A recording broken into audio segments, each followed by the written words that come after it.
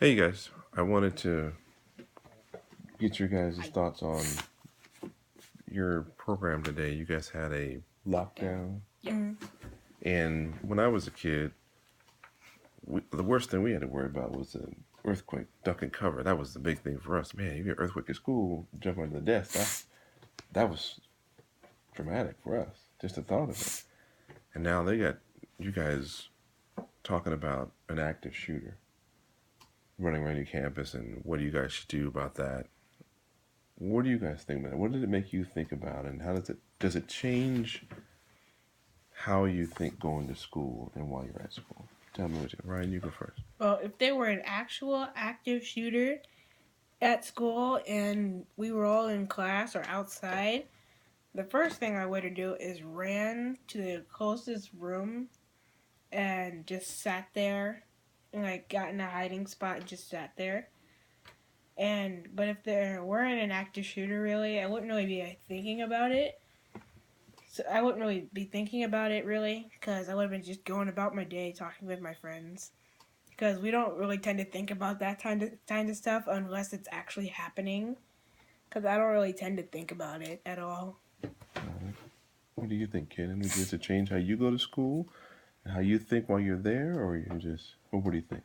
Yeah, I think it may change a bit because now I'm kind of thinking about that. I kind of have to be more cautious and careful if you see a bunch of strangers around school. This one time, I saw this one guy. He was going through the trash at our school, and I'm not sure what he was doing there. And it was during the PE thing. I was confused, but Did you tell anybody about it, or did you? the teachers they saw him because Okay. everybody had to walk past him because we had to go into the gym. Okay. And you see the trash can that's like sitting there. Was going through it, and the teachers probably saw him. When we came back, he was gone though. Gotcha. Yeah, it's probably something to think about and be a lot more careful. But when it drills like that, I want to listen to the teachers and their directions and what to do, because nobody wants to get shot. So.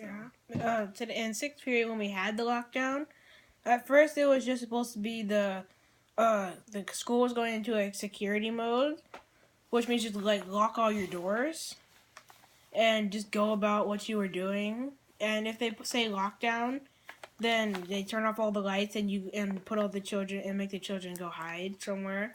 Mr. Kettner told us to go hide behind the instruments in the back in the back of the class, and so we all hid behind the drums because they were the biggest thing there. And he was talking about that if they were an actual active shooter, and he were to come through the door, he would have put us all in the practice rooms that we have because we have two practice rooms.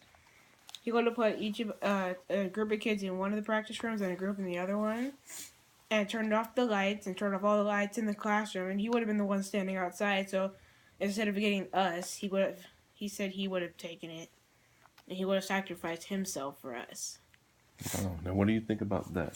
I think it's very nice of him to actually sacrifice himself for us to let us live and let him take it so he would die instead of us.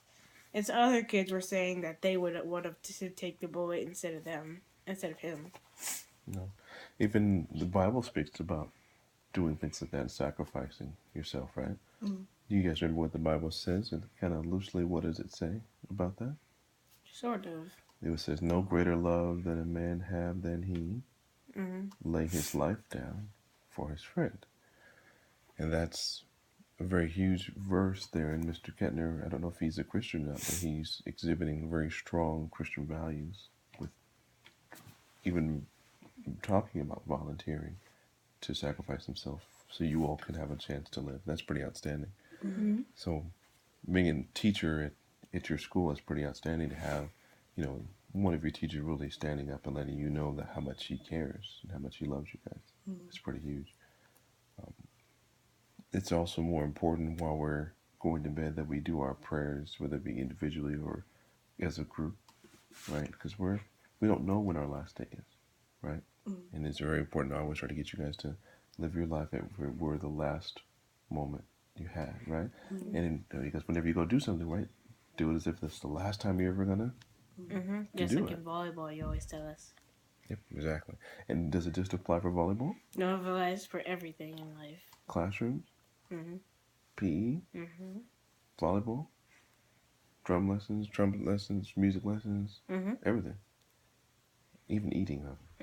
Yeah, I guess you could say that. But that doesn't mean like gorge yourself to the That- point of death. That is true. Because then that would really be your last day. Yeah. Go to a buffet. Hey, one of everything. No, 5 of everything, please. Double stuff. Oh no.